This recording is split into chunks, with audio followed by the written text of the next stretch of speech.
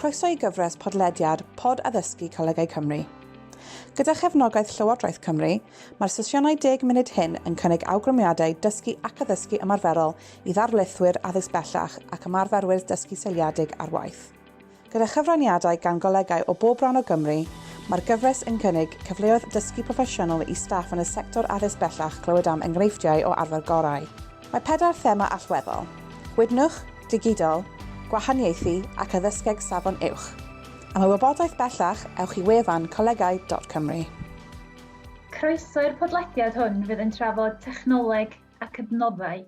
Enfys Owen ydw i, swyddog datblygu addysg bellach a prentisieithau i'r Coleg Cymraeg Cenedlaethol. A gyda fi heddiw, mae fy nghydweithwyr Joanna Evans, sy'n swyddog technoleg ac adnoddau i'r Coleg Cymraeg Cenedlaethol, a Mary Richards, sy'n gweithio yn rhan amser i'r Coleg Cymraeg ar y prosiect e-ddysgu. Bydd y drafodaeth yn cynnwys porth adnoddau'r Coleg Cymraeg, gwaith ymchwil diweddar ar e-ddysgu yn y sector ôl 16, ac arferion da wrth ddefnyddio technoleg i addysgu ac wrth greu adnoddau dysgu digidol. Felly, rydyn ni wedi gweld dros y flwyddyn ddiwethaf yn ystod yr argyfwng iechyd pa mor hanfodol ydy technoleg mwyn galluogi i ddysgu a hyfforddiant barhau. Joanna, sut mae'r Coleg Cymraeg Cenedlaethol wedi ymateb i'r newid yma dros y flwyddyn diwethaf? Diolch Enfys. Yn bendant, mae'r defnydd o technoleg wedi cynyddu'n sylweddol yn ystod y flwyddyn diwethaf, a mae'r sector addysg wedi gorfod ymateb yn gyflym iawn i alluogi dysgwyr i barhau gyda'i astudiaethau nhw o adre.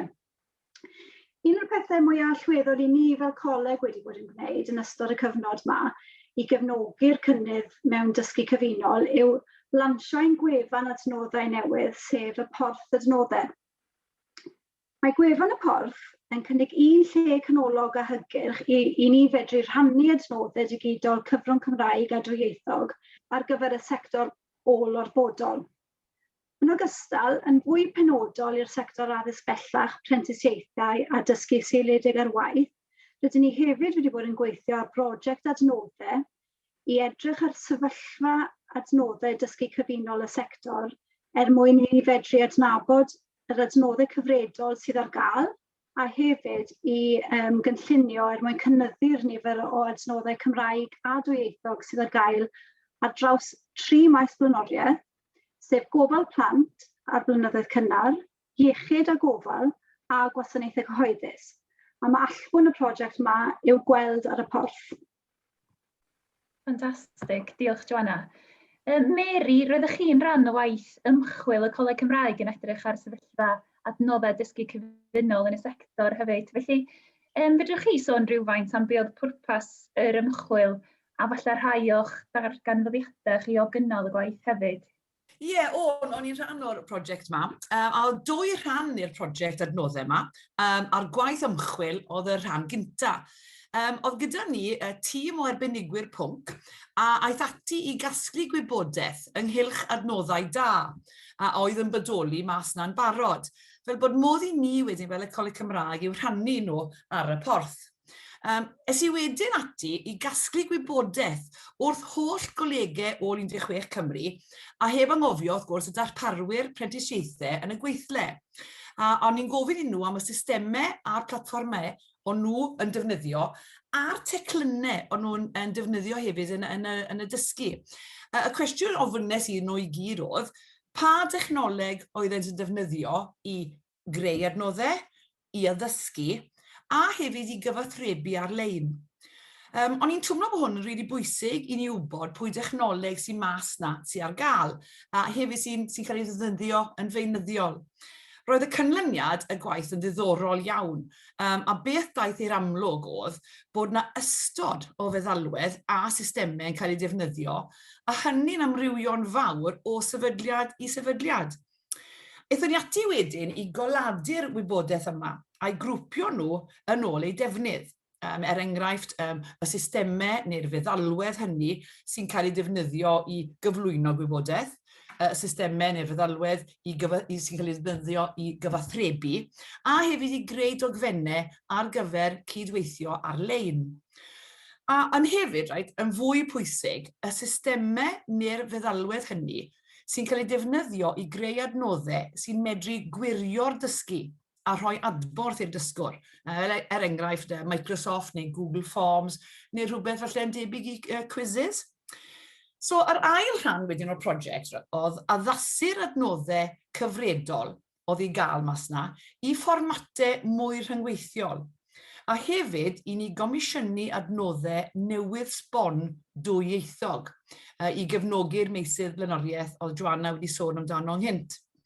So, es i a Joanna ati wedi derbyn yr adnoddau fel arfer ar ffurf PowerPoint, daethon wrth o pobl, i rhoi nhw mewn fformat oedd llawer mwy rhyngweithiol le oedd yn bosib. A hefyd, beth wnaethon ni'n siŵr o bod na fersiynau Cymraeg a Saesneg ar gael. So, os nhw'n dod mewn yn uniaith, ond ni wedyn yn creu nhw yn ddwy iaith neu ddwyieithog. Ni'n credu bod ni wedi creu cyfres o gyflwyniadau lle mae toglo nôl ymlaen rhwng y ddwy iaith.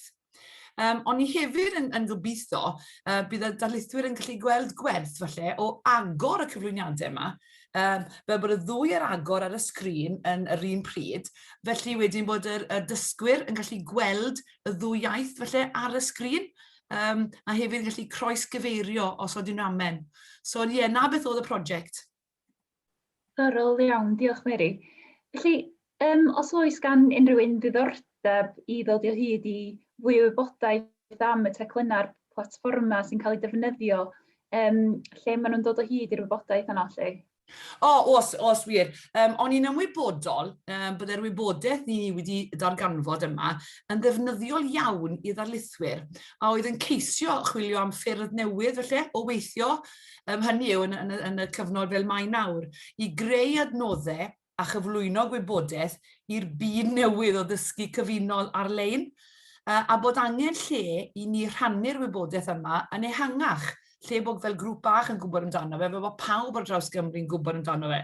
So, eithon ni ato i penderfynon ni i rhestru'r wybodaeth fesul grŵp o fewn un tabl. I ni'n cyfeirio at hwn fel y toolkit. Arweinodd hyn ato ni i fynd un cam ymellach. A fi'n gweud ni, yn fwy penodol, Joanna, wedi creu canllaw, creu adnoddau digidol. A mae hwn i weld ar y porth, mae'n adnodd chi lawrlwytho neu edrych arno ar y porth, a mae'n rhoi modd i chi i edrych ar y toolkit, achos mae'r toolkit o tu fewn i'r adnod digidol yma. So na beth wnaethon ni eto, ond Joanna oedd wedi arwen ar y rhan na. Diddorol iawn, diolch Mary. Felly, Joanna, fedri di esbonio chydig bach fwy am y canllaw a galla sut gallwn ni elwa o'i ddefnyddio fo hefyd? Fel mae Mary wedi sôn, fe wnaeth hwn ddeillio o'r gwaith casglu gwybodaeth nath Mary a penderfynon ni fynd cam ymhellach gyda fe. Felly, dyn ni wedi creu canllaw, creu adnoddau digidol, a mae hwn i'w weld ar y porth. Mae'n ganllaw sy'n cynorthwyo unrhyw un sy'n dymuno mynd ati i greu adnod digidol newydd, bydd yn y pen draw yn cefnogi'r addysgu a dysgu ar-lein. Mewn ffordd, mae'n gyflwyniad i beth sydd angen ystyried wrth i chi fynd ati i greu adnoddau. Mae nifer o adrannau yn rhan o'r canllaw. Mae'n dechrau gyda'r broses o ymchwilio a chynllunio. Mae'n mynd ymlaen wedyn ni sôn am sut i fynd ati i awduro'r cynnwys. Yn dilyn hyn, mae yna adran sy'n sôn am hygyrchedd a hawlfraint, a mae hon yn adran hynod o bwysig, gan fod cyfrifoldeb gan addysgwyr erbyn hyn i gynnig adnoddau sy'n hygyrch i bob math o ddefnyddiwr. Felly, mae'r adran yma yn tynnu sylw at y pethau sydd angen ei gwneud, a hefyd mae'n nodi y pethau i osgoi ei gwneud. Enghraifft, mae'n egluro pa mor bwysig yw rhywbeth syml fel y dewis o ffont. Mae'n bwysig iawn eich bod chi'n dewis ffont sy'n eglur. A hefyd, mae'n egluro pam y dylech chi a hefyd sut i wirio eich bod chi'n dewis ffont sy'n eglur a hefyd lliw sydd yn addas ac yn hygyrch. Mae'n nodi safleoedd ar y we i fynd i wirio'r pethau yma. Yn dilyn hyn, mae Mae wedyn y toolkit mae Mary wedi cyfeirio at yn gynharach. Felly, i gael hyd i'r toolkit ewch i chwilio am y canllaw creu adnoddau. Ar ddiwedd y canllaw, mae yna hefyd rhestr wirio. Felly, mae fe yn rhyw fath o checklist, rhywbeth i chi i fynd nôl a gwirio'n hawdd bod chi wedi ystyried popeth angenreidiol wrth gynllunio a chreu eich adnodd. Y gobeith yw bod hwn yn ganllaw ymarferol sy'n tywys rhywun drwy'r broses o greu adnodd o'r dechrau i'r diwedd. Grêt, diolch Joanna am yr esboniad yna. Soniwch yn gynharach hefyd am gomisiynu adnoddau newydd ar gyfer y meysydd sydd wedi dewis fel meysydd blaenoriaeth yn y sector ar gyfer datblygu'r Gymraeg a dwyieithrwydd. Fedrwch chi esbonio chydig yn fwy am hynny? Galla, wel mae hwn yn deillio o waith yr arbenigwyr pwnc. Rhan o'i gwaith nhw oedd adnabod bylchau lle oedd angen adnoddau newydd i gefnogi addysgu cyfunol ar gyfer falle pwnc neu gwrs penodol. Felly o ganlyniad i'r gwaith yma, dyn ni wedi bod yn cydweithio gyda cwmnïau allanol i greu adnoddau newydd. Enghraifft, dyn ni wedi bod yn gweithio gyda cwmni o'r enw BLC, sef y Blended Learning Consortium, i gyfieithu cyfres o becynnau ryngweithiol oedd ar gael yn Saesneg ac yn cael ei defnyddio gyda'r colegau, ond dyn ni wedi cydweithio gyda nhw i gyfieithu'r pecynnau yma, a mae yna cyfres o becynnau ar y gweill ar gyfer gwasanaethau cyhoeddus a hefyd iechyd a gofal. Maen nhw'n becynnau ar-lein sy'n gyfoes iawn yn ei fformat a mae modd i ddysgwyr weithio drwy'r cynnwys yn annibynnol. Wrth i'r defnyddiwr weithio drwy'r cynnwys, mae yna gyfleoedd iddyn nhw wirio dealltwriaeth drwy ddefnydd o gwisiau a chwestiynau ryngweithiol, a bydd rhain eto ar gael yn fuan iawn ar y porth.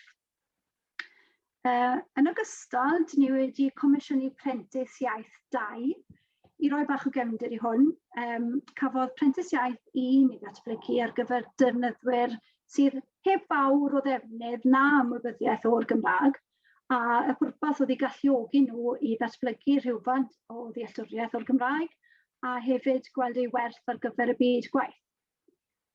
Mae cynnwys prentis iaith 2 yn addas ar gyfer dysgwyr sydd ar eisteddfod rhywfaint o ddealltwriaeth o'r Gymraeg, ac felly bydd y cynnwys bach mwy ymestynol I hyn sydd I weld yn prentis iaith 1. Mae adnodd prentis iaith yn adnodd hynod o boblogaidd, a mae'n cael ei ddefnyddio'n helaeth ar dros y colegau a hefyd gan darparwyr prentisieithau. Felly rydyn ni'n edrych ymlaen yn fawr at gallu gyhoeddi'r fersiwn nesaf yma'n fuan iawn. Newyddion da iawn am prentis iaith 2 felly.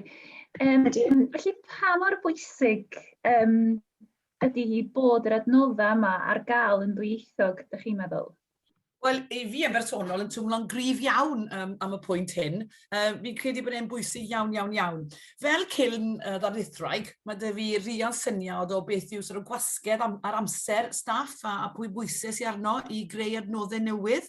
So beth sy'n tueddol ddigwydd yw, I ni gyd yn mynd I greu'r adnodd yn y iaith sy'n mwy arhwyddig a gafel yno, fel y default iaith, beth maen nhw'n galw, a hwnnw'n yn drist iawn yw'r Saesneg. Achos mae pawb yn y dosbarth yn mynd I ddeall hwnna. So os oes yna bwysau, geif pwerbwyd Saesneg I wneud. So wedyn, os oedd i'r adnodd newydd yma yn mynd I fod ar y porth ar gael yn barod, a I chi'n edrych arno, a chi'n gweld bod e'n safonol, bod e'n gynnwys gywir, mae popeth yno fe I chi moyn, a bod e ar gael yn Gymraeg a Saesneg, wel, mae hwnna'n golygu, mae'r darlithwr lot mwy tebygol o ddefnyddio hwn yn y dosbarth, a wedyn mae hwnna'n golygu, mae fwy o myfyrwyr a plant yn y dosbarth yn mynd I weld y Gymraeg ar y sgrin, a even os ydyn nhw'n medru'r Gymraeg, neu falle, dim digon o Gymraeg gyda nhw. So fi'n credu bod hwnna'n really pwysig, a beth mae'r Coleg Cymraeg yn pwysio. Diddorol iawn, diolch Mary. Felly, sut ydych chi'n cynnig y dylai defnyddio technoleg yn effeithiol I addysgu a hyfforddi yn y sector felly? Wel, mae'r gwaith I ni wedi bod yn gwneud yn ddiweddar wedi ffocysu mwy felly ar gynyddu'r nifer o adnoddau dwyieithog sydd ar gael mwyn gallu cefnogi dysgu cyfunol. Dyw ddim yn bwriad i'r adnoddau yma I ddisodli dysgu byw, ond y gobaith yw bod nhw'n gallu cael eu defnyddio law yn llaw. Rydyn ni hefyd yn gobeithio fydd yr adnoddau yma'n gallu cefnogi dirlithwyr wrth iddyn nhw fynd ati i gynllunio i gwersi a profiadau newydd i'r dysgwyr. Beth fydden ni'n argymell i unrhyw un sydd â diddordeb i ddefnyddio technoleg i greu adnoddau newydd neu gynnig profiadau newydd i'w dysgwyr nhw yw efallai ewch i'r porth a dechrau gyda'r canllaw creu adnoddau digidol. Yn benodol, bydd yr adran toolkit yma yn ddefnyddiol iawn achos mae'n gallu cyfeirio chi at feddalwedd a systemau addas ar gyfer cyflawni gwahanol bethau. Yn ogystal i'r adnoddau, mae yna adran ar y porth, sef adran hyfforddiant staff, sy'n cynnwys fideos, cyflwyniadau, mae'n cynnwys dolenni i wefannau pwrpasol, sydd yn mynd i gefnogi darlithwyr sy'n dymuno datblygu gwahanol agweddau hefyd o'i sgiliau digidol nhw. O, ti'n gwybod beth, John, mae pwynt da iawn y ti fyna, achos fi yn credu, mae'n bwysig bod y staff yn gofyn i hunain, oeddi defnyddio technoleg yn mynd i gynnig gwerth ychwanegol i'r dysgu ac y dysgu sy'n mynd i ddigwydd. Dim jyst defnyddio technoleg mwyn cyflwyno gwybodaeth mewn ffordd jazzy. Mae angen, fi'n gwybod, dal sylw'r dysgwr, mae'n un diddordeb. Ond hefyd, mae rhaid i'r technoleg i sort of greu adnodd sydd yn addysgeg gywir. Hynny yw yn Saesneg, pedagogically sound. Fel enghraifft o hyn, mae yna nifer o gyflwyniadau i wedi bod yn creu.